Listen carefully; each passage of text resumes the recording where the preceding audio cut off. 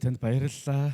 Заримдаа бидний амьдрал энэ өглөө шиг бүүдгэр нар харагдахгүй, сэтгэл санаа докторгүй, амьдрал олон асуудлууд, бэрхшээлүүд дүүрэн мэт, гэрэл гэгээ байхгүй болсон мэт, сэтгэл гондуу, төгшөө өдрүүд байдаг гэсэн юм.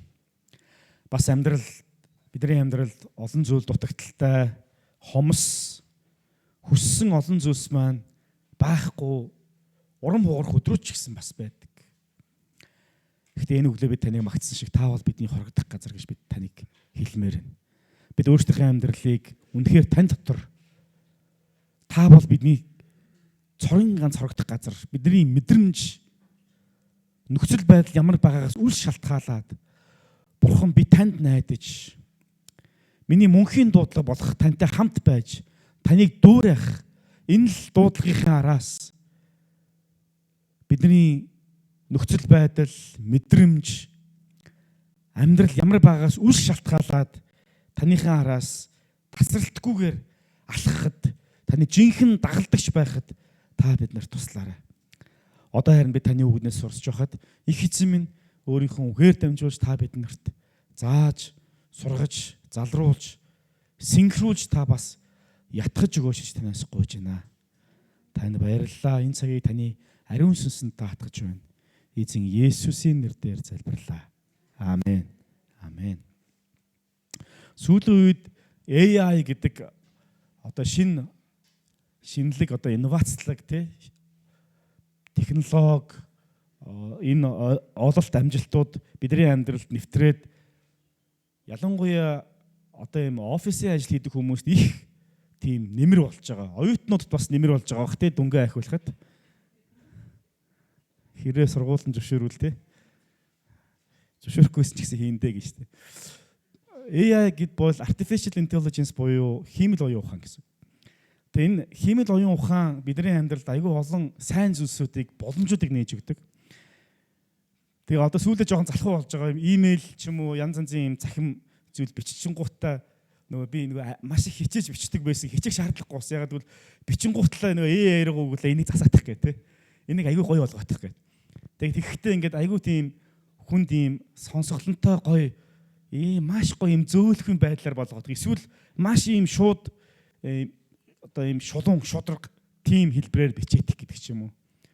Янз янз. Тэгвэл бүр заримдаа уудах юм бол надад зохиогоод нэг шахан шүлэг зохиогоодох таа гэдэг. Зохиогоод өгнө.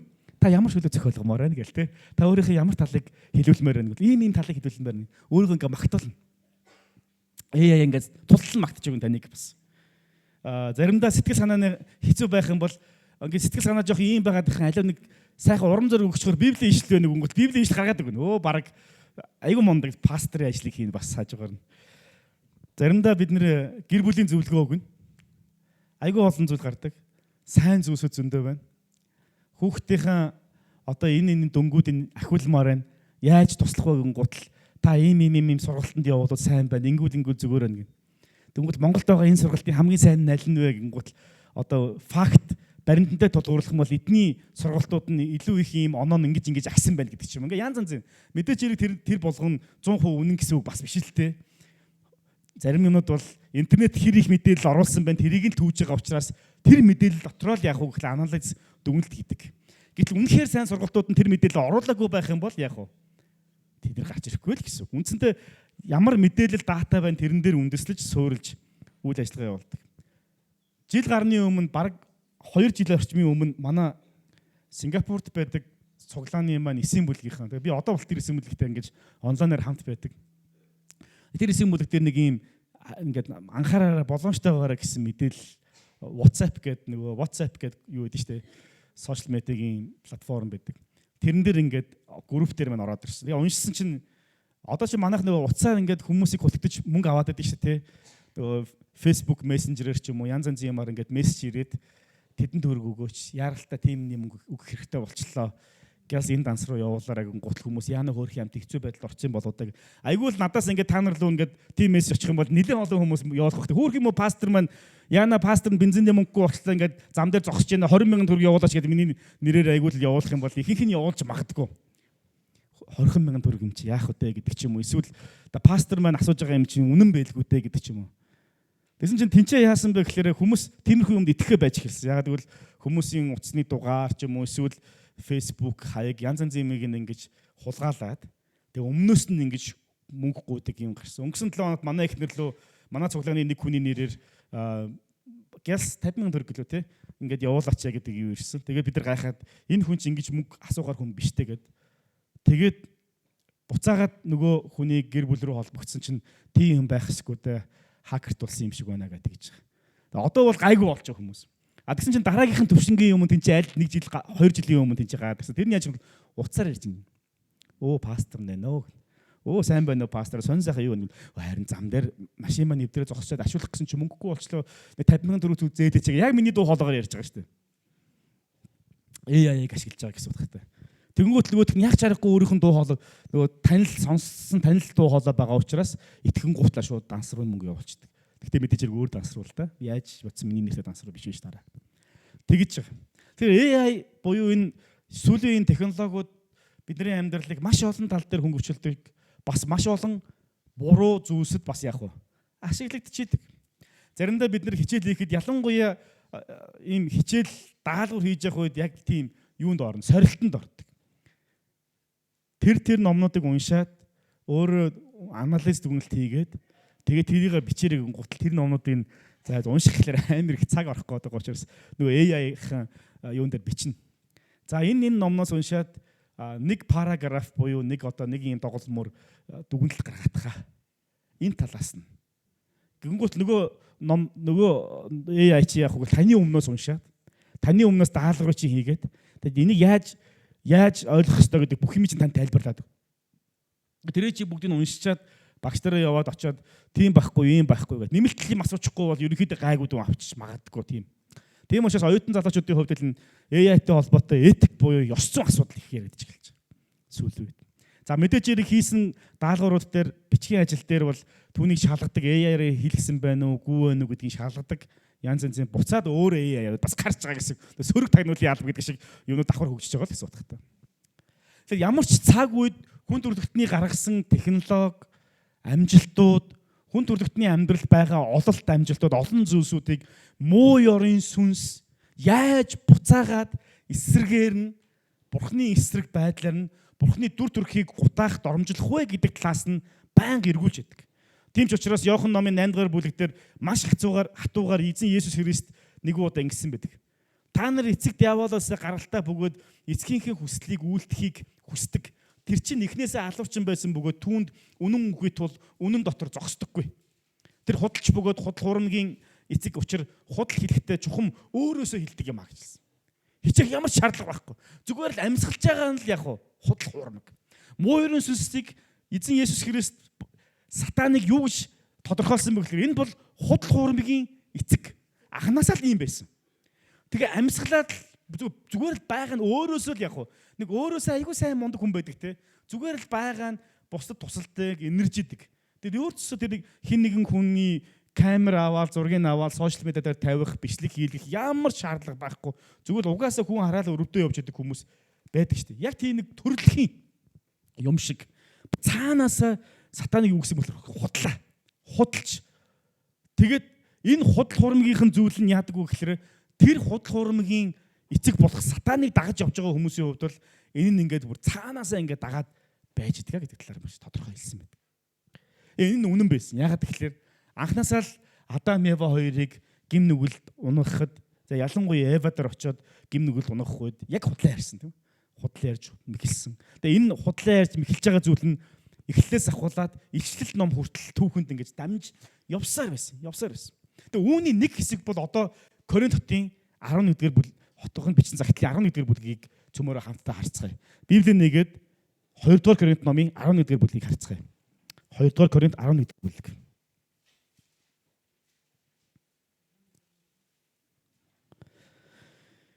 Хоёрдугаар Коринт номын 11-р бүлгийн 1-ээс ахуулаад 33 дугаар ишлэлээр Илч Паул Коринт хотынд хандаад бичсэн нэг сериосны асуудлын талаар ярьж байгаа. Маш нухацтай асуудлын талаар ярьж эхэлдэг. За эндээс би эхнээс нь дуудаад тэгээд яриад явна. 11-р бүлгийн 1-р ишлэлээс 33 дугаар ишлэл. 2-р Коринт 11-ийн Уучлаарай. Тийм 11-ийн 1-ээс 33 дугаар ишлэл. За та хүн тэмдэглээд авчих тий. Дараа нь бас тухтаа уншаарай. Өчүүхэн мунхаглыг минь. За утасныхын дууг хаагараа тий манайхан. За хааж чадахгүй бол хажуудлын хүн тусалж өгөөрөө. Өчүүхэн мунхаглыг минь та нар төвчээртэй намайг төвчээрэй. Намайг та нар төвчдөг шүү дээ. Бурхны хардалтаар би та нарыг хардж байна гэдэг. Ингээ Паул одоо Коринт хотынд хандаад ийм сонирхолтой зүйлсүүдийг зааж эхэлдэг. Илч Паул бол Есүс Христийн 12 дагалдагч нарын ийм улбаатай тэр дагалдагч нараас гарсан одоо тэднийг бол илч гэж нэрлэдэг байгаа шүү дээ. Тэр илч нарын нэг гэж бол үздэг. Гэхдээ та бүхэн түүхийг мэдж байгаа бол Есүс анх өөрөө хүний биеэр 33 жилийн турш дэлхий дээр амьдраад 3 жилийн турш үйлчлэл хийж байхдаа өөрийнх нь дагалдагч нарыг дуудсан байдаг. За ингээд дуудахдаа 12 дагалдагчийг дуудаад энэ 12 дотроос нэг нь буюу Искариотын Юдаас урваад Есүсийг барьж өгөөд тэгээ Есүс алгамтад цорлогддог. Энэ бол урдаас төлөвлөгдсөн байсан. Ингээд дагалдагч нар бол 11 болдог байгаа. Тэгээ сүүлд эзэн Есүс Христийг тэнгэр рүү оцсны дараа Есүсийн дагалдагч нар буюу элчнэр сууж агаад за бидний нэг маань дундаас маань одоо ингээ урваар алга болсон учраас бид нар нэгийгээ дахиж сонгоё гэж хэлдэг. За тэгээд тэд шавг хаяад Маттайс гэдэг хүн рүү бол бууддаг байгаа. Тэгээ мань хүн бол Есүсийн 12 дахь дагалдагч болоод сонгогддог. Ийм сонирхолтой. Тэгээ бид цаашаа Үүс ном руу ингээд ороод харах юм бол Үүс номон дээр ийм түүх гардаг. Алж хидах дон туссан фарисей хүн болох Саул Есүсийн дагалдагч нарыг алж хидж байгаа тийм түүхээр эхэлдэг. Гарч эхэлдэг. Саул ингэж л танигдсан. Тэгээ ялангуяа бидний хамгийн сайн мэдих хамгийн анхны итгэлээсээ болж алуулсан Филипп те. Филиппийг алах үед тэр үед хэн тэнцээ зогсож ирсэн бэ гэхээр Паул буюу Саул гэрч болоод тэнцээ зогсож ирсэн. Стефаныг уучлаарай тийм Стефаныг. Тэр үед тэгээ зогсож ирсэн тийм л нөхөр. Тэгээ бурхан Саулыг дуудаад өөрчлөөд тэгээ бэлтгээд өөрийнхөө хамгийн отхон элчнэрийн нэг болгоод сонгоод одоо би чамайг илгээж ийна гэд тэгээд харь үндэстнүүд рүү илгээсэн ийм түүхэл гардаг баг. Тийм ч учраас Саулын хувьд бол тийм эмзэг талтай, сул талтай. Тэр нь юу вэ гэвэл урдны амьдрал. Урдны амьдрал нь бол нөгөө одоо хайртай дуртай гэдэг байгаа ах дүүсээ ер нь нэлээд алж чадчихсан жоохон эвгүй түүхтэй. Их ярих юм бол өмнөх амьдралыг чинь би яриаш их юм бол Саул бол гайхуулахаар, яриулахаар амьдрал байхгүй. Нөгөө дагалдагч нартай буюу нөгөө ич нартай уулзаад ярих юм бол тэр донд бол дугаал байжсэн дээр гэмээр тийм л илч байсан шүү дээ. Одоо л бид нар яг үгүй одоо бид нар Библийн маш олон номнуудыг ялангуяа шинэ гэрээний олон загтлуудыг бичснээр нь мэдээлэл илч Паул багш гэдэг ингээл тэ өөрөө баг тангимд суугаад сурч ирсэн юм шиг л ингээл гой дуудаад цол өгөөл байгаа болохоос ш. Яг үнэндээ бол Саул л тэр дотор бол нэг тийм энэ хаанаас нь ороод ирцэн гэмээр тийм хүндлэнгийн нөхөр бол явж исэн баг. Нөгөө 12-ын 1 биш. Нөхөд сонгогдсон юм үгүй. Саул сонгогдоогүй. Тэгээ бүр тэр байтугай анхны 7 болох нөгөө дикон гэж ярьж байгаа тийм Үйлс ном дээр гарч байгаа. Анхны 7 дикон буюу ахлагч нарыг сонгоод ширээнд үйлчлүүлж байхад нэгийг нь алдсан хүн шүү дээ бараг л. Тэгээд тэн таан яаж байгаа вэ гэхээр өөр христчч нарыг барьж аваад шоронд хийгээд алуулж исэн юм л ажил хийжсэн нөхөр. Маш тийм муу одоо юу гэх хэрвээ нөгөө цагдаагийн газрын тодорхойлолт тавиад ирэх юм бол Паул авчиж өгөхөд их л хэцүү юм тийм л хүн л гэсэн үг шүү дээ үндсэндээ тий. Тэгээд тийм нөхөр одоо яаж байгаа вэ гэхээр Коринт хотынд хандаад загтал бичиж байгаа. Гэхдээ энэ хүртэл юу болсон бэ гэхээр Паулын амьдрал оронгороо өөрчлөгдсөн байсан. Яаж өөрчлөгдсөн бэ гэхээр сайн мэдээг мань хүн чадах хэрээрээ тунхаглаж өөрийнхөө амьдралаар гэрчилж явсныг одоо бид эндээс харж болно. Үгшлэл харъя. Бурхны хардталтаар би та нарыг хардж байна. Учир нь би та нарыг Христийн өмнө ариун онгон охин мэт аваачих гэж ганц нөхөртөө сүү тавиулсан. Могоо залаараа яваа гэмхэлсэн шигэ Христ доторх цэвэр игэл байдлаас чинь та нарыг санаа бодлыг төөрөлдүүлчихвээ гэхээс би харин айж байна. Учир нь хэн нэг нь очоод бидний тунхагласнаас өөр Иесусыг тунхаглахыг эсвэл хүлээн авсан хэн нэгнээсээ та нар өөр сүнсийг хүлээн авахыг эсвэл хүлээн авсан хэн нэгнийхэн өөр сайн мэдээг зөвшөөрөхийг та нар амархан хүсдэг ажээ. Гэвч эдгээр онцгой элч нараас дутах зүйл надад үгүй гэж би бодож байна. Хэдийгээр би үг ярианд дадаагүйч мэдлэгээрээ тийм биш. Үүнийг бид бүх юмар талд бүрээр та нарт илчилсэн. Та нарыг өргөмжлөхийн тулд өөрийгөө дорд болгож Бурхны сайн мэдээг та нарт үнэгүй тунхагласнараа би нүгэл үлдсэн хэрэггүй. Та нарт үйлчлэхийн тулд би бусад шуулгануудыг цөлмөж хөлс авч байсан. Би та нартай байхдаа юмар дутаж байсан ч хинт ч ярьшиг болоогүй. Македоноос ирсэн ах дүүс хэрэгцээг минь хангаж байсан. Альва зүйлээр та нарт дараа болохгүй тулд би өөрийгөө хичээж байсан бөгөөд хичээгч болно. Христийн үнэн дотор минь байхад ахаа нутгад ч сайрхал минь намжихгүй. Яагаад? Би та нарыг хайрладаггүй учраас Бурхан мэднэ.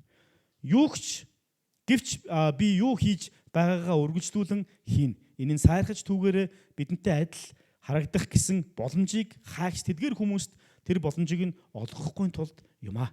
Учир нь тэд хуурамч илчнэр залтай ажилчид Христийн илчнэр болж хувиргсад гайхах юм алга. Сатан хүртэл өөрийгөө гэрлэн тэнгэрлэгч болгон хувиргадаг. Тиймээс хэрв түүний үйлчлэгчид бас өөрсдөө зөвхт байдлын үйлчлэгчид болгож хувиргах аваас энэ нь гайхмаар юм биш. Тэдний төгсгөл үйлсийн дагуу байх болно. Би дахин хэлье. Хинч намайг мунхаг гэж бүү бодорой. Хэрв тэгж бодлоо гэхэд намайг мунхаг хэмтэр хүлэн ав. Учир нь би жаахан сайрхмаар байна. Миний ярьж байгаа эзний эрх мэдлэр бус харин сайрхлын мунхаглаар юм аа.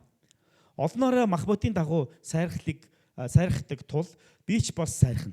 Учир нь та нар ухаалаг атлаа мунхгуудыг дуртай хүлцэн твшдэг. Хэн нэгэн хүн та нарыг боолчиж, цөлмөж, завшиж, өөрийгөө өргөмжилж, бүр нүүрэн дээр дундуур чинь дэлсээд авсан ч та нар хүлцэн твчдэг.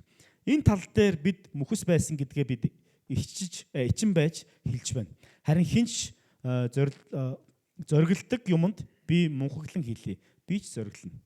Тэд еврейчүүд үү? Би ч бас. Тэд израильчууд үү? Би ч бас. Тэд Авраамийн үр удам уу? Би ч бас. Тэд Христийн үйлчлэгчид үү? Би ухаангүй мэд ярьж байна. Би бүр ч илүү. Зүтрэл зүтгэлээрээ ч илүү. Хоригдсноороо ч илүү. Бөгөөд тоо томшгүй жанчуулж, үргэлж үхлийн аюулд байлаа. Юудэчүүд намайг 5 удаа 39 ташуурцсан.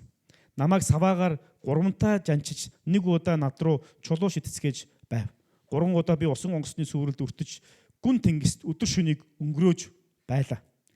Ахин дахин явахдаа аялахдаа гол усны аюул, дээрэмчдийн аюул, овг нэгтний аюул, харийнхны аюул, хот дах аюул, цөл дэх аюул, тэнгис дэх аюул, хуурамч ах дүүсийн дундах аюул, зүтгэл дээрээ дараа дарамт байнгын датуу нойр өлдөх, цангах, хүнсээр хомсдох, ноорл, нүцгэрэл, даарл, хүрэл дунд байлаа.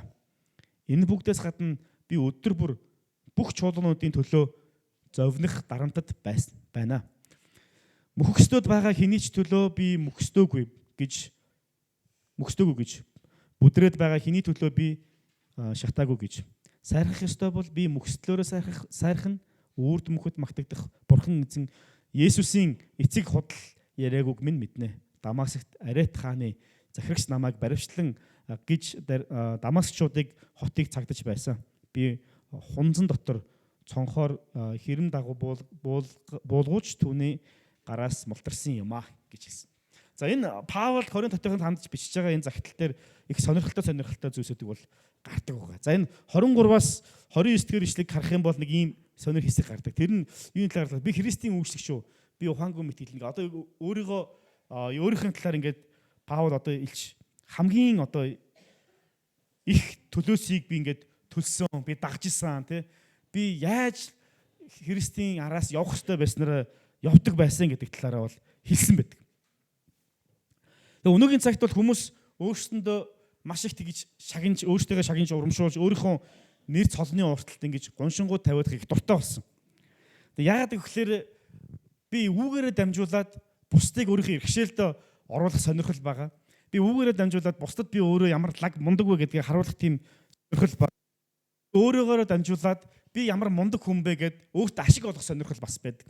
Тийм учраас бидний нөгөө нэрний уртлын хэсэг заримдаа Есүсээс илүү агуу болчих тохиолдол байдаг. Пасторуудын. Есүс бол зүгээр аврагч Есүс. Гэхдээ заримдаа өдөр бичнэрийн урд байгаа, лекторуудын урд байгаа тайтлууд нь за Есүс яг хаа таныг сонсыг гэмч хэлмээр тийм мундаг ийм тайтлууд, тийм юунууд, гуншингууд, албан тушаалууд цолнууд, зэргүүд те маш олон зүйлсүүд ийм юмны үүсгэн байгуулагч ТV-ний тэгсэн гэх. Нэг удаа би нэг хүний нэрийн хуудсыг харж ирсэн гадаад явж байгаа. Тэр нэрийн хуудсан дээр юу байсан гэж бодож байна. Хоёр тал нь хоёулаа дүүрэн тэр хүний албанд шалсан. Нэг хүн яаж ийм их хийж болдгийн гэмээр бүгдийг бичсэн заяа. Бүр ингээд одоо ямар CV-гээ тараагаа явж байгаа юм шүү дээ, тийм ээ. Тэгтээ магадгүй CV-ний зорилготой байсан байж магадгүй л дээ ажил орох гээд. Тэр чинь ингээд тим юмны үүсгэн байгуулагч, тим юмны төгссөн, тим одоо доктор, тим магистр, тим PhD, тим юмны профессор, энэ номны зохиогч гэдэг ингээд бүр ингээд тэр юмны гүйцэтгэх захирал, тим юмны удирц зөвлөлийн гишүүн, тим юмны удирц зөвлөлийн дарга нь, тим юмны одоо зөвлөлийн гишүүн гэдэг бүх юм заяа. За магадгүй тэр талан чиж магадгүй л те. Гэхдээ ямар ч гэсэн тэр нэрийн уулсны ар үүрэггүй тэр хүний одоо өөрийнх нь албан тушаал бүх зүйлүүд нь ба. Тэгээ би тэрийг хараад вау гэж бодож байгаа шүү дээ. Өөр юу гэж бодох вэ те. Ямар гайхалтай хүн бэ гэж. Яг зорилго тэр шүү дээ угаасаа тийм үстэй. Магадгүй өөр зорилготой байж магадгүй. Заримдаа бидний амьдрал яг тийм гоншинтай хүмүүс аяг тааралддаг шүү дээ. Тэгээ бид нөгөө нэг заримдаа тэр нэг гуншингаас нь буюу тэр уртлынх нь бүх тэр нэр алтраас нь болоод тэр хүний ярьж байгаа зүйлд нь хэр зэрэг үнэн байгаа вэ?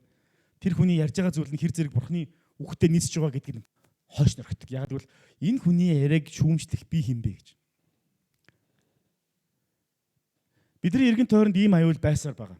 Юуны аюул вэ гэвэл хуурамч багш нарын аюул. Өөрсдөө дөвөөлөгдөг, өөрсдөө мундаг болгодог. Тэгээд ээлжиж бие биендээ шагнал өгдөг. Чи мундаг шүү, чи лаг шүү. Одоо чи яар. Тэгээ нөгөө хүн яриад бүгднгээр амин халаалуя гэх ёстой. Яг мэдээж яриг захин сүмд цуглаан дотор биш л те. Бидний эргэн тойронд маш олон тийм зүйлсүүд байдаг. Тэгээ өөрийнхөө тэр бүх одоо юу гэхийн алдраг авьяагаараа ярьж байгаа зүйлсийг үнэн болгохыг зорддог тийм зүйлсүүд бас байгаа. Тэр сорилтанд бас бидний амьдрал дээр өөрсдөнөр нэрдэг. Христийн амьдрал дээр бид нар заримдаа үг дамжуулах ч юм уу гэрчлэгээс өмнө би тэдэн жил цуглаанд явсан гэдгийг хэлж хэлдэг шүү дээ. Яг тийм зорилго янз янзын зорилго байгаа хэл та. 30 жил цуглаанд явлаа шүү. 90 онд. За 35 жил. Одоо л ярих юм бол байхгүй шүү те. Миний юм асуугаад байгаараа асуухгүй шүү. Яг гэвэл би 35 6 жил би явцсан учраас одоо тий хий бол баг байхгүй болсон шүү. Дугаасан сороод их судахтай шүү дээ баг л те. Яг тэгж ашиглуулна шүү дээ. Заримдаа би ийм сургуулийг төгссөн, ийм юмны би ийм доктор. Тийм учраас одоо ингээд та нарт номлож байна гэх юм бол доктор хүн номлож байгаа юм бэ? Бурхан минь тий дугаас унсаал ингээд миний дургүй юм ярьсан ч гэсэн дуртай ингээд хүлээж авах хэрэгтэй гэдэг ч юм. Заримдаа бид нэг ийм хүн нөхцөл. Тэрийг бид нар өөрсдөө заримдаа ашигладаг бол бас байдаг. Гэвч Илч Паулын хувьд бол одоо сайрхаж байгаа зүйлсүүд нэг сонин юмас сайрхаж байгаа. Мань хүн энэ 23-аас 29 дэх ишлэлээр нэг ийм хэлдэг. Христийн үйлчлэгч лөө. Би ухаангүй мэт ярьж байна. Би бүрч илүү. Зүдрэл зүтгэлээрээ ч илүү. Хоригдсноороо ч илүү. Бөгөө тоо томшгүй жанчуулж өргөж үхлийн аюул байлаа. Юдэчүүд намайг 5 удаа 39 ташуурсан гэж. Энэ нөгөө 40 ташуурсад хүн ер нь үхдэг гэж үздэг байхгүй юу? Яг 39 ташуурсан гэдэг чинь үхлийн иргэдэл очсон гэсэн үг л дээ. Тэгээ 5 удаа гэсэн. Усан онгоцны одоо аюулд орж ялаа. Ташуудуулж ялаа, зүдрэг зүтгэлэн дур явж байлаа. Энэ бүгдээс гадна би өдөр бүр чулуунуудын төлөө санаа зовндог байсан гэх мэтчлэн. Тэгээ тэр нөгөө илчлэр юу шилдэг вэ гэхээр ийм супер те мундаг гоцгойд нөгөө нэг мундаг илчнэр гэж бол тодорхойлсон байдаг. Тэгээ энэ их сонирхолтой тодорхойлол. Яг энэний цааталт байдаг үг нь ямар үг байдаг вэ гэхээр хайпер гэсэн үг байдаг байхгүй юу? Хайпер гэсэн грек үг. Энэ хайпер гэсэн грек үг нь одоо бидний нөгөө нэг та бүхэн мэдхүү хайпермаркет гэдэг нэг юм зарим дэлгүүрүүд төр бичсэн байдаг тийм. Бид нар чүүтэй супермаркет гэдэг нэг юмтай танилцаад эхэлжсэн чинь дараа нь хайпермаркетыг гаргаад ирсэн тийм. Яха манай Монголд бол зохимжгүй л үгэлтэй. Ягаад гэвэл яг тийм бод тутгаараа байхгүй. Хайпермаркет гэдэг бол ерөөсөө одоо манад байгаа маш олон том хамгийн том супермаркет аль вэ? Тэрийг бараг хэд дахин нийлүүлсэнтэй адилхан тийм одоо тийм дэлгүүрүүдийг том дэлгүүрүүдийг хайпермаркет гэж ярьдаг байхгүй. Тэр байтугай Сингапурт ч хайпермаркет байхгүй. Албан ёсны яг тэр тодорхойлолтод байх. Тэр том дэлгүүрүүд байхад тэр тодорхойлолтод багтах дэлгүүр байхгүй гэсэн үг байна. Газар нутгийг хөрөлцөхгүй байна. Тийм том хэмжээний одоо юу гэх юм те кампусын хэмжээний том дэлгүүрүүдийг ихэд хэлдэг. Тэрнээс зүгээр нэг дэлгүүрийг бол тэгж хэлэхгүй л те. Энэ хайпер гэсэн үг яригдж байгаа юм. Одоо Паул их хоржонтой юм ярьж байгаа. Нөгөө нэг Коринт хотынх нэг урагтаад байгаа тэр нэг хуурамч багш нарыг тэр өдөрчнийг хайпер өдөрч нар гэж ярьдаг. Хайпер өдөрч нар. Тэд нар бол мөнхөр лаг, мундаг. Юу суперэс давсан тийм мундаг өдөрч нараа гэсэн үгийг илэрхийлж байна. Тэр энэ тэр би өнөөдөр та бүхэнд гурван чухал зүйлийг хуваалцмаар байгаа. Энэ хайпер өдөрч буюу үнэхээр супер те одоо суперэс цаашаа мундаг өдөрч нар болоод Паулын ярьж байгаа энэ нэг зэмлэл, гутрал, мөчлөг дунд байгаа энэ өдөрчдийн хоорондын ялгааны талаар хэлсэн байдаг. Нэгдүгürt нь энэ хайпер өдөрч нар бол тэдний өдөрч нар бол сатан юм а гэж хэлсэн байдаг. Амар хат үг хэлсэн. 14 дугаар эшлэл цөмөр харцгаая. 14 дугаар эшлэлээр ингэж хэлсэн. Гайхах юм алга. Сатан хүртэл өөрийгөө гэрлийн тэнгэрч болгон хуургадаг. Тиймээс хэрэг түүний үйлчлэгч бас өөрсдөө зөвхт байдлын үйлчлэгч болгож хуургах аваас энэ гайхмаар юм биш аж. Тэдний төгсгөл нь үүсэхин дагуу байх болно гэж хэлсэн. Чуулганыг гажуудуулж байгаа, чуулганыг хуурж байгаа, чуулганд үнэн юм шиг боловч хуурамч сайн мэдээг дэлгэрүүлж байгаа тэдгээр хайпер өдөртөгч нарыг Илч Паул юу гэсэн болохоор сатанаар өдөртүүлж байгаа хүмүүсээ гэж хатуулсан. Би өнөөдөр энийг хоёр тал дээр ярмаар байна. Өнөөдрийн ярьж байгаа энэ гурван зүйл гурван хоёр тал дээр. Заримдаа бидний өөрсдийн маань хандлага хэр зэрэг Бурхны өмнө зөв байдаг вэ? Яг гоо ийм нөгөө нэг гаж буруу хуурамч багш нарын талаар ярихлаар бид нар хөвчлэн бус руу жижилдэг штэ. Хуурамч багш нар. Тэр байж магадгүй, энэ байж магадгүй гэдэг бид нар тэгдэг. Гэтэл яг одоо цөмөр өөрсдөө харцгаая.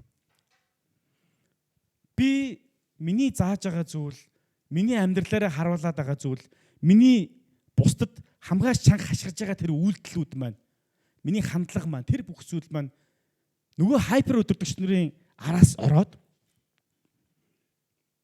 Бурхнаар биш харин муу сүнсээр өдөрдүүлсэн мэт явж байгаа юм шиг үстэй.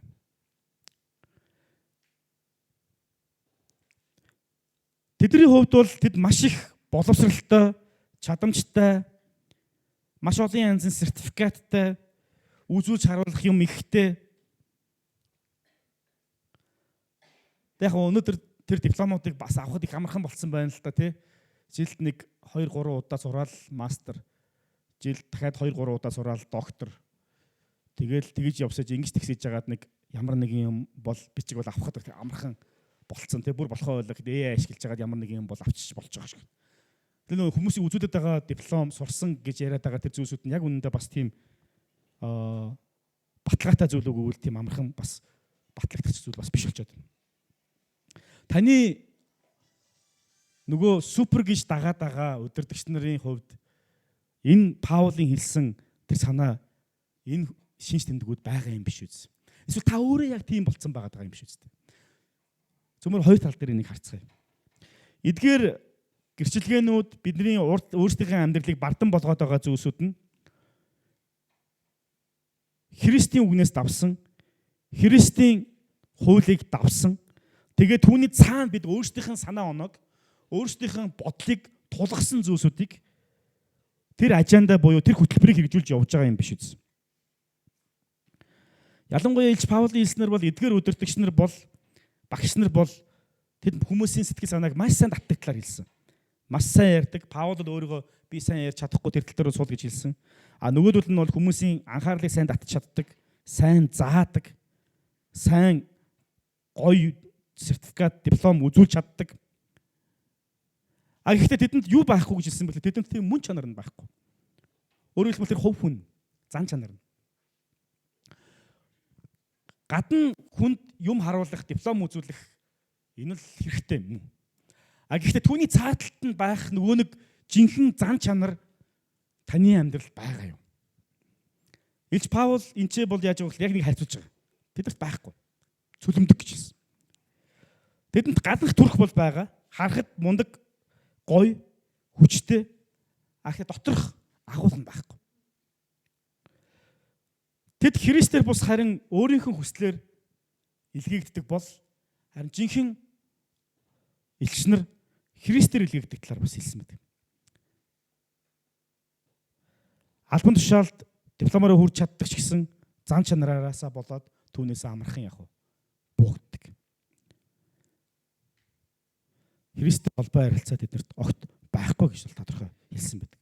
13 дугаар ишлээс нарах юм бол учир нь тэд хуурамч илчлэр залтай ажилчид Христийн илчлэр болж хувирдаг юм а гэж хэлсэн. Христийн илч болж хувирдаг гэж хэлсэн. Цөмөр хамтдаа өнөөдөр өөрсдийн зүрх сэтгэлийг харцгаая. Таны зүрх сэтгэл яг бид нар энд ярьж байгаа илчлэр шиг хэмжээний бол биш л те. Тэдний хаан ч өрөхгүй. Ихтэл өөрийнхөө нөгөө бор гэртээ богд хар гэртээ хаан гэдэг шиг өөрийнхөө хүрээл дотор бол тодорхой хэмжээний илтгэл амьдарч байгаа шүү дээ. Таны амьдрал, бидний амьдрал Христийн дотор хэр зэрэг үнэн байдаг вэ? Эсвэл бид нар хэн нэгэн болж жүжиглж тийм царай гаргаж амьдардаг уу? 2 дугаар Тимот номын 2 дугаар бүлгийн 15 дугаар ишлэлийг цөмөр хамт уншицгаая. За яг би гаргач өдөө тэгээ цөмөр хамт уншиг гэл ерөнхийдөө би гаргачтیں۔ Тэ 2 дугаар Тимот 2:15 энэ чинь ингэсэн байна. Ичих зүйлгүй ажилчин үнний үгийг зөв заагч гэж Бурханд өөрийгөө сайшаалган харуулахыг хичээ гэж хэлсэн. Ичих зүйл байхгүй. Үнний үгийг зөв заагч Бурханд өөрийгөө сайшаалган харуулах хичээгээр гэж хэлсэн. Бидний амьдрал хэр зэрэг Бурханы өмнө ичих зүйл байхгүй, үнний үгийг зөвгөө дамжуулагч. Тэгээд үнний үгийг зөвгөө дамжуулна гэдэг нь урд харж ирээд ярина гэсэн үг бас биш шүү дээ ганцхан тий. Бид нар өөрсдөө амьдралаар. Тэгэхээр бид сатаныг дагаад бидний дотор байгаа махан биеийн хүсэлд үйлчлээд явж байгаа юу? Эсвэл Бурханыг дагаад Бурханы хүсэлд үйлчлээд явж байгаа юу гэдэг байна. Бидний хамгийн том ялгаа. Хуурамч илчнэр сатанаар илгээгдэж мойрын сүнсийн адилхан зүйлийг хийдэг бол харин жинхэнэ илчнэр Христээр илгээгдэж Христтэй адилхан зүйлсүүдийг хийдэг талаар Илч Паул маш тодорхой хэлсэн. Энэ шинэ жил цөмөр хамтдаа өөрсдөө дотор шинэ дүр төрхийг бий болгоцгоё. Энэ ямар дүр төрх вэ гэхээр энэ хуурамч биш дүр төрх. Хуурамч биш дүр төрх гэдэг нь юу гэсэн үг вэ? Тэр дөрвөө би одоо угаасаа ийм чи одоо яг худлаа хариун цалгаад царайлаад яг угаасаа тийм л бай гэсэн үг биш шүү дээ бас. Өөрөөр хэлэх юм бол муу дээр муухай дээр уулцсан гэдэг шиг тэгээд бүр тэр чигтээ ингэн гэсэн утгатай яриаг. Харин Христ дотор өөрчлөгдсөн, шинжлэгдсэн. Бид юг Христээс сонсож байгаа түүнийхэн дагуу амьдрсан, үйлчлсэн тэр хоёр нэг цэг дээр байсан тийм дүр төрхийг л ярьж байгаа гэсэн үг. Хоёрдугаар Илч Паулын хандж хэлсэн зүйл нь юу хэлсэн бэ гэхээр хөдөлгөгч хүч буюу мотивац дотор нь байгаа шалтгаан ялгаатай байдаг. 18 дугаар ишлэгийг цөмөр одоо анхаарлаа хандуулъя. 11-18 дугаар ишлэл. Энд юу хэлсэн бэ гэхээр олноороо мах бодийн дагуу сайрхдаг тул би ч бас сайрхна гэж хэлсэн. Нөө хуурамч хүмүүсийн нэг цаад мотивац цаад шалтгаан нь юу гэдэг вэ гэхээр олноороо нийтлэгээрээ угаасаа л тийм штэ гэдэг тэр нэг стандарт байгаа. Тэр нь юу гэхээр зүгээр л өөрөөр сайрхчихдаг. Би юм мундаг, би юм лаг, би нэг чадсан, би юм гэж. Тэр хэрвээ бидний мотивац бидний альва зүйлийг хийж байгаа зүйл шалтгаан маань тэр бидний хөдөлгөж хүч маань хэрэг зөвхөн өөрийгөө магтах гэж, өөрөөрөө сайрах гэж, өөрийгөө алдаршуулах гэж хийж байгаа бол энэ тийм сайн зүйл биш байх юм шүү дээ. А гэхдээ гадналтаа бол өөрлөлтөө, гадналтаа бол даруухан. Гэхдээ цаа шалтгаан. Яг л бурхан бол хүний гаднахыг болоод доторхыг аль алийг нь хардаг. Таны альва зүйлийг хийж байгаа шалтгаан юу вэ? Тэг дотор байгаа шалтгаан. Үндэс нь юу вэ гэсэн утгатай. Өөртөө сайшаахын тулд уу эсвэл үнэхээр Христийг харуулахын тулд уу? Гэтэл Паул өөрийнхөө юу ч хэлсэн бэ гэхээр энэ 30 дахь ишлэлээр ингэж хэлдэг.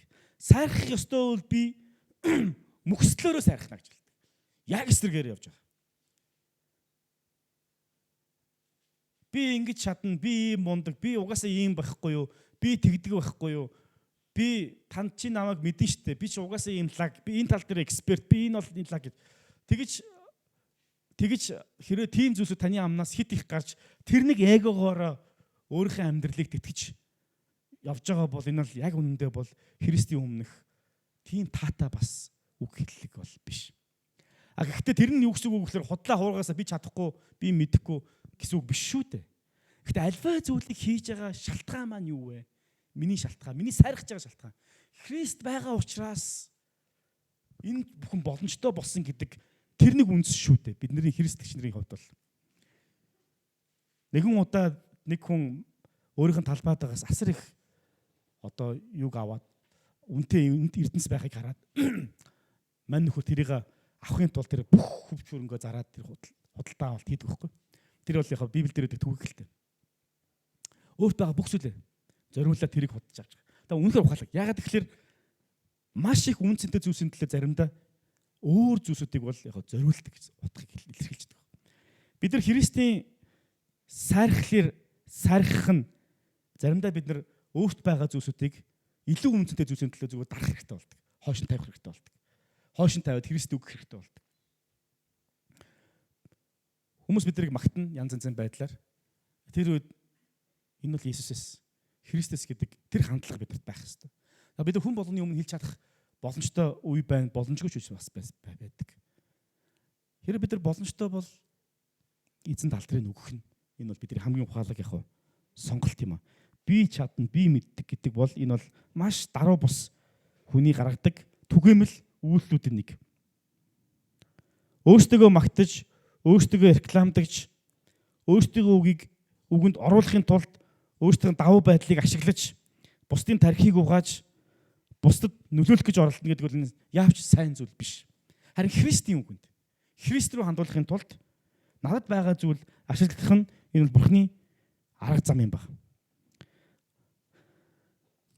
7 дугаар ишлэлээр Илж Паул ийм үг хэлсэн байна. Та нарыг өргөмжлөхийн тулд өөрийгөө дорд болгож Бурхны сайн мэдээг та нарт үнгүй тунхагласнараа би нүгэл үлдсэн хэрэггүй гэж хэлсэн. Хэрвээ Паул нөгөө нөхдөдтэй өрсөлдөөд би имлаг, би тиймлаг гэсэн бол нэг та бүхэн санаж байгаа да тий Паул нэг болохоо байгаад нэг үг хэлдэг те. За их ярих юм бол би бол жинхэнэ фарисей бол фарисей, жинхэнэ одоо төрөлхийн одоо Израиль хүн хөвч хөндөөсөн за одоо хуулиар бол гим зэмгүй гэдэг маш олон гуншингааныг удаад дурддаг шүү дээ. Гэхдээ би энэ бүгдийг Христийн дотор хог мэт тооцсон юм аа гэж хэлсэн. Яагаад? Христ энэнгээр дамжиж ажилладаг учраас. Мэдээж хэрэг Христ бидний өнгөрсөн хугацаанд сурсан мэдсэн зүйлсийг ашигладаг. Бурхан түүнд бидний сургадаг. Гэхдээ юуны тулд юм? Энэ биднийг бардам зантаа болгож, бусдыг үгээрээ далаалгаж, иргэшээлтэд оруулахын тулд гэвэл үгүй. Харин Христийн сайн мэдээг дэлгэрүүлэхийн тулд үүнийг Христэд ашиглуулах нь энэ бол зөв хандлага юм а гэж хэлсэн. Паул 11-р ишлэлээр маш гоё үг хэлсэн байдаг. Энэ ямар үг байдаг вэ гэхээр ийм үг. Яагаад би та нарыг хайрладаггүй учраас уу? Бурхан мэднэ гэж хэлсэн. Тэг энэ нэг зүйлсүүд дотор нэг сонирхолтой зүйлийг олж ирдэг. Энэ Паул Коринтотойгоо хэлэхдээ би та нарыг хайрлсан учраас энэ бүгдийг хийсэн юм биш үү гэж. Хайр бол төвчээртэй энэрэнгүй. Өөрөөр хэлбэл төвчих хэрэгтэй гэсэн үг. Уушлах хэрэгтэй гэсэн үг. Хайр бардам зан гарах хэрэггүй гэсэн үг. Хайр өөрийнхөө ирдэггүй гэсэн үг. Паул Коринтотойгонтой харьцахдаа өөрийнхөө ирдэггүй байсан байх нь бардам зан гаргадаггүй байх нь байсан байна. Коринтотойгонд худал хурамгт орооцолтгүй байх нь байсан байна. Уучилдаг байсан, инэрдэг байсан. Тэр нөгөө нэг хайрын тодорхойлолтыг хэрвээ санаж байгаа бол Коринтотойгонд татсан загтал дээр Паул өөрөө бичсэн шүү дээ. Эзний сүнсээр. Тэгээд тэр хайр гэдгээр яасан бэ? Би та нарыг хайрладаггүй учраас ингэсэн гэж үү? Хайрладаг учраас шүү дээ гэж. Заримдаа бидний хийж байгаа зүйлс хайраас гадуур болох үед бид хүмүүсийг хүчрхийлж эхэлж байдаг. Заримдаа өдөртөгч нар хүмүүст зааж сургаж сайлын үнэ мэд хүмүүсийг ашиглахыг оролддог. Өөртөө ашиг олох гэж оролддог. Гэтэл хайр бол яадаг вэ гэхээр тэдэнд ашиг өгөхийг оролддог. Бусд хүмүүст өөрийгөө бусад дэвсдэг, үүгээрээ ялгаатай. 3 дахь чухал зүйл дээр нь юу хэлсэн бэ гэхээр тэдний номлол бол ичмээр ичхүүрийн номлол байсан гэж хэлсэн. 11-ийн 3 дахь ишлэгийг харах юм бол нэг ийм зүйл хэлсэн баг. Могоо залаараа Яваг мэхэлсэн шигэ Христ дотор игэл байдлаас чинь та нарын санаа бодлыг төрөлдүүлчихвэ гэхээс би айж байна гэж. Өөрөөр хэлбэл мэхлэл гэдэг бол энэ бол Бурхныг дагдаггүй хүмүүсийн чухал одоо агуулга нь байдаг шүү дээ. Сатан Еваг залиараа залилж мэхэлсэн гэсэн ямар утгатай вэ? Энд чинь Ева гэдгээр эмэгтэй хүн сул дорой гэдэг талаар огтхон хэлэх гэж оролдоогүй. Яагаад Адам биш Ева юм гээл те? Жогон феминист үзэлтэй хүмүүс бол наа чин Адамынх нь нэр нь арилгацсан болов гэж асуумаар тийм гарсан. Гэтэ энд сонирхолтой зүйл нь Евагаар юуг төлөөлж байгаа гэхээр чуулганыг төлөөлж байгаа. Чуулганыг. Яагаад чуулганыг эм хүүсэн дээр ярьдаг вэ гэхээр Монгол бол нөгөө нэг төлөөлж хэрэгжилж байгаа үг бол хүүс ялгахгүйгээр ярьдаг шүү дээ. Тийм ч хэлбэр бас байгаа. Айлалангаан ч дунд нь ярьдаг хэлбэр бас байгаа. Чуулганыг бол эм хүүсэн дээр ерөөхдөө ярьдаг. Грек хэлэн дээр. Тэгээд эм хүүсэн дээр ярихдаа яаж байгаа гэхээр Христийн сүд бүсгүй учраас. Тийм учраас одоо Евагаар төлөөлүүлээд юуг тодорхойлж байгаа гэхээр Христийн чуулганыг төлөөлж байгаа. Тэр муурын сүнс анханасаа юу хийдэг байсан бэхээр дандаа залилдаг байсан. Хуурж мэхэлдэг байсан. Ичгүүртээ тэр номлолуудаар, агуулгуудаар чуулганыг хуурдаг, мэхэлдэг юм байсан байна. Өнөөдөр ч гэсэн муурын сүнс 2000 гаруй жилийн турш энэ арга аргачлалаар ашигласаар байна. Есүс Христос хойш, Есүс Христос өмнө ч гэсэн энийг ашигладаг байсан. Одоо ч ашигласаар байна. Одоо тэгвэл хэрхэн ашигладаг вэ? Бурхны үгийг гуйвуулдаг, өөрийнх нь санааг хэлэх гэж оролддог. Өөртөө ашиг бий болгохын тулд Бурхны үгийг яах вэ? Тааруулж хэрэгэлдэг гэсэн санааг илэрхийлж байгаа. Бид бол Христийн сүд бүсгүй. Тийм учраас чуулганыг муурын сүнс гуйвуулж, буруутгаж, худал хуурмгаараа төөрөгдүүлэх гэж оролдож байгаа. Үүнийг бол гаж урсгалынхан бол маш сайн хийдэг. Бид хэзээ ч мартаж болохгүй. Муурын сүнс цаг ямаг бүрт биднийг хуурч мэхлэхийг оролдож байгаа гэдгийг. Энэ хууран мэхлэлт нь янз янз байдаг. Зөвхөн хэн нэгэн хүн хурж ирээд хууран мэхлэхээс гадна бидний доторх бодол доторшсэн гэдэг. Бурхан чинь тийм юм биш үү? Чи ийм байгаад байгаа юм биш үү? Бидний оюун бодол дотор муурын сүнс бас биднийг хуурж мэхлэхийг банга оролж идэг. Цаг ямаг бүрт. Одоо ч гэсэн муурын сүнс сүд бүсгүйг залилах гэж оролцсоор. Паул хайпер буюу тэр супер элч нартай өрсөлдөөгүй. Харин чуулганыг хамгаалах хүсэлтэй байсан. Бурхан биднийг өөрийнх нь дагалдагч болгох Паул дугаа адил үнэн хандлагаар хууран мэхлэлгүйгээр бас Бурханыг дагсан, Бурханаар өдөрдүүлсэн тийм байгаасаа гэж хүсдэг.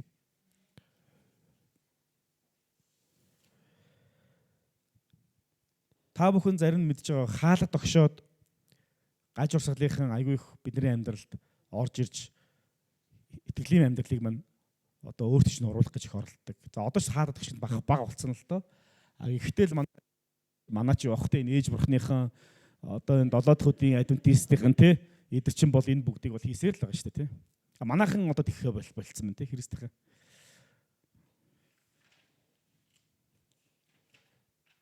Бид орчин үед интернетээр дамжуулаад хууран мэхлэлтүүдийг асар ихээр авч байгаа.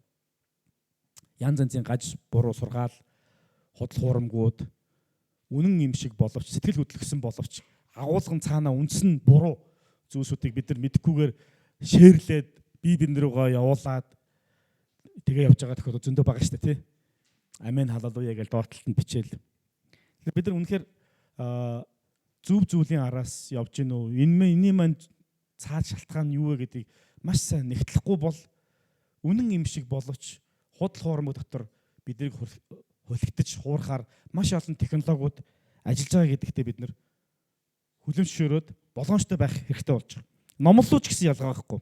Үүс номон дээр ялангуяа Үүс номын 17 дугаар бүлэг дээр Илч Паул хүмүүс хэрхэн худал хуурмагт итгэж сүсгэлж явж байгаа талаар маш тодорхой хэлсэн байдаг. Худал хуурмагаас нь хамгаалахыг ятгсан байдаг. Номлолуудыг ч гэсэн бид нар шүүж тунгаах ёстой. Зарим хүмүүс пастор номлож байгаа юм чинь буруу зүггүй амен гэж хүлээж авах ёстой гэж итгэдэг. Тийм юм байхгүй шүү дээ. Бид нар Библийг бол шууд хүлээж авах ёстой мөн. Бид нар Библийг тайлбарлаж байгаа хүмүүсийн тайлбарыг бол бид нар яах ёстой. тунгаах ёстой. Ямар ч урталтаа мундаг олон нэрийн хуц дүүрэн ийм одоо гуншинтай байсан бэ хамаагүй бид тунгаах ёстой. Юугаар? Бурхны үгээр. Библийг бид нар юуж хүлээн зөвшөөрдөг вэ? Энэ л Бурхны үг гэж хүлээн зөвшөөрдөг. Тийм биз? Дээд эрх мэдэл. Тэр энэ дээд эрх мэдэл Бурхны үг өгсөн л бол бид нар үүнийг альва нэгэн хүн ярихад бид нар үгээр нь Библийн үгээр нь буцаагааж тунгаах ёстой. Шууд хүлээж авах нь заримдаа бид нар үнэн үгний хажуугаар булангаар шороо тоос оруулах магадaltaй байдаг. Тэр байтугай Дидхул номын 18 дугаар бүлгийн 22 дугаар ишлэлээр элчнэрийг хүртэл шалгах талаар хэлсэн байдаг. Хэрхэн? Яаж? Ярьж байгаа зүйл нь биелсэн юм уу? Адгийн наацхан. Дидхул номын 13 дугаар бүлгийн 1-ээс 3 дугаар ишлэлээр тэдний зан чанарыг бас хараарай гэж хэлсэн байдаг. Хичнээн би илч байна, иш үзүүлэгч байна, би мундаг тийм юм байна гэж хэлсэн ч гэсэн үнэхээр тэр хүний чинь зан чанар нь тийм юм уу? Ярьж байгаа зүйл нь Бурхны үнэн үг байна уу байхгүй байна уу гэдгийг тунгаах ёстой гэж Библи өөрөө заасан шүү дээ биднэрт. Тийм учраас бид нэгтлэх ёстой. Шалгах ёстой. Бурхны үг мэдэх хэрэгтэй. Буруу зүйл болгоныг бид нар тодорхойлоод энэ ийм учраас гэдгийг бид нар тодорхойлох боломж байхгүй яагаад гэвэл мөрөөс тасралтгүй тэр буруу зүйлсүүдийг гаргаж ирж байгаа учраас. Тийм учраас бид нар үннээ л мэдэх хэрэгтэй болдог. Тэр нь Бурхны үг. Тийм учраас ах トゥ уснараа өнөөдөр цөмөрөө нэг 3 зүйлийг анхаарцгаая. 2 талбар дээр. Эхний талбар дээр нь бидний эргэн тойронд маш олон хуурамч багш нар байгаа. Бид нар гаднаас нь харахад аюул хэцүү. Яагаад гэвэл тэдний нэрийн утас хэтэрхий том учраас бид сүрддэг, айдаг. Ихтэй нэг зүйлийг санах хэрэгтэй. Хэрв тэд ийм юутай чинь те нэрийн хуцтай байлаа гэд мөрөөсийг загаж хагаралтай гим нүгэл ашиг хонжоо махан биеийн хүсэл тэр бүгдэнд үр дагавар ярьж зааж байгаа бол энэ бол буруу юм аа. Хоёрдугаарх нь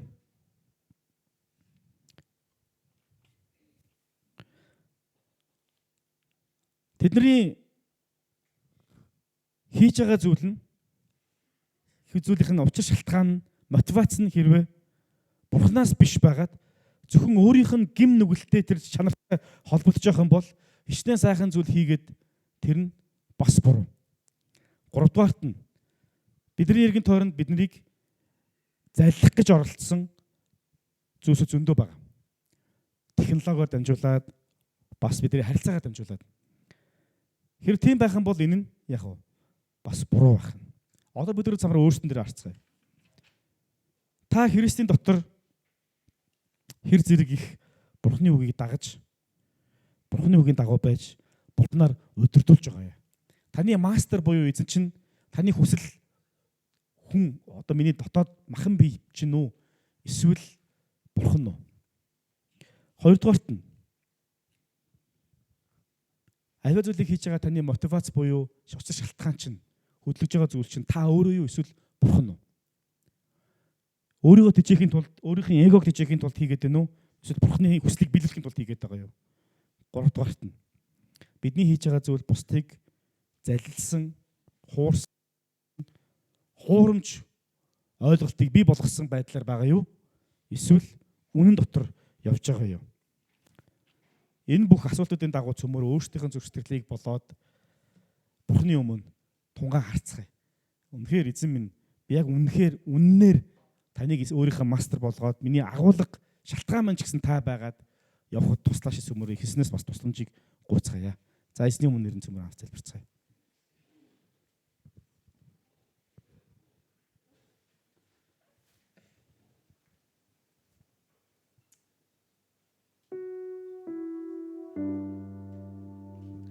Их эзэн бурхан минь бид нар итгэлийн амьдралаар амьдарч байхад бид нарыг танаас холдуулах гэсэн, төөрөгдүүлэх гэсэн, өөрийнхөө ашигын төлөө ашиглах гэсэн олон зүйлсүүд тохиолддог. Заримдаа бид өөрсдөө хүртэл тийм халтаргаатай замаар явж байдаг. Одоо би танаас гуйж байна. Та бидний хандлага, та бидний үг хэлээрээ, та бидний зан чанар энэ бүгдийг удирдах чиглүүлээч. бид өөрсдийнхөө мастер нь биш харин та бидний мастер, та бидний удирдагч байгаач. Мөн их эзэн минь энэ дэлхий дээр амьдрахдаа бид бас таны дотор хэрсүү байж альва номлолын шуурганд авталгүйгээр үнэн дотор явхад та биднэрт туслаарай. Хэрсүү байдлыг өгөөч. Альва номлол сургаалыг таны үгээр тунгаан бодож нэхуур хандахад та бас туслаач. Бид өөрсдөндөө ч гэсэн ялгаа байхгүй. Тийхүү хандахад та бас бидэрт туслаарай. Танаас болоод таны төлөө тантай хамт алхахад туслаарай. Есүсийн нэрээр залбирч байна. Амен. Амен. За хамтдаа бүгдээ хийсний өмнө бас суудлаасаа босоод эзэнд нэг магтаалын дуу өргөөд